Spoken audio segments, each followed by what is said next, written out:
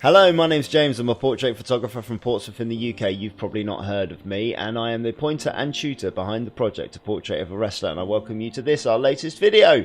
We're going back to 2014 and looking at the shoot of the Lord Gideon Grey. Now, Lord Gideon Grey, as he likes to be known, first came to us. He was one of our first shoots for the project, and he was willing to come to us because at the time he'd broken his collarbone and had no sort of way of wrestling or doing anything. So he came to us on a Saturday morning and we literally did like a 20-minute shoot with him. It wasn't very long at all.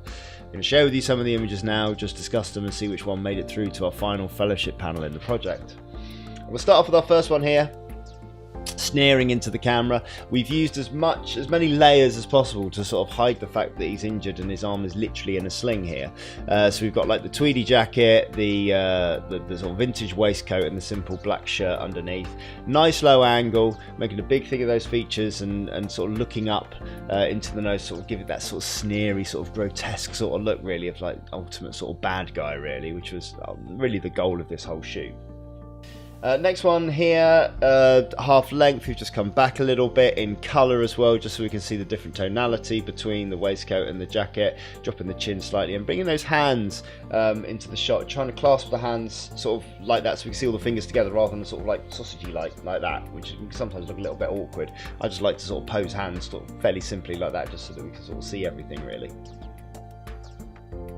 And then we've gone a little bit longer with the lens and just had that real intense sneer into the camera. Two lights either side, you can see two catch lights here, evenly lit just to give us a nice even lighting throughout. And then caught him off guard with this moment, which is a little bit different. Not the look I was going for, but a really, like, I think kind of a genuine laugh, a genuine expression, and just, I'm also not, I don't like myself for this shot, because I often see it in autobiographies where they'll sort of take, the front page will be an image, but there'll be sort of like a hand placed on the autobiography just for no apparent reason why the hand's in shot, and I've kind of done it here, but I think it helps sort of frame the jawline and sort of frame the laugh there, so it kind of works for me, that one. I like that one.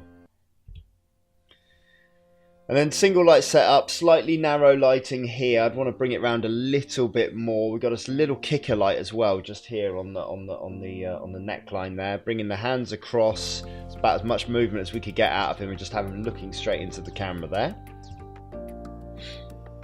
And then changing moving the head position here, so that kicker light's a little bit more dominant there on this side, giving us a real keen rim light. Just caught the edge of the nose there, which in this instance doesn't really matter. It just enhances that feature really.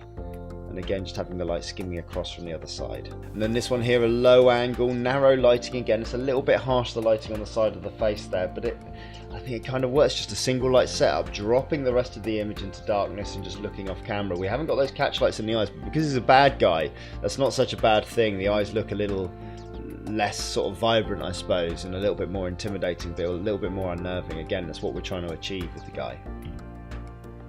Profile shot here, single light setup. This light is super close to give us a super sort of soft light sort of coming across the face, really making the most of those features by turning ourselves into a profile mode, and yeah, like that shot.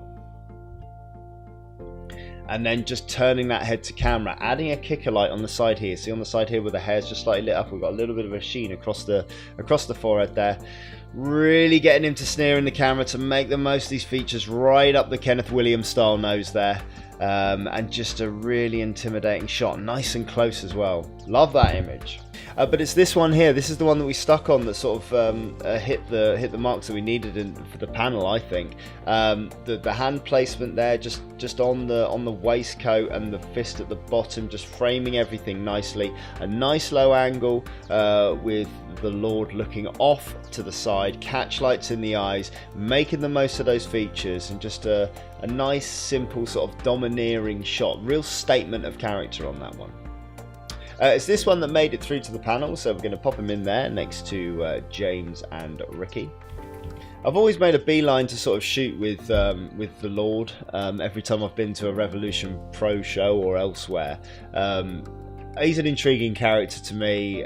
He's not got the greatest record at the moment in tag team matches. He'll admit that himself, apparently.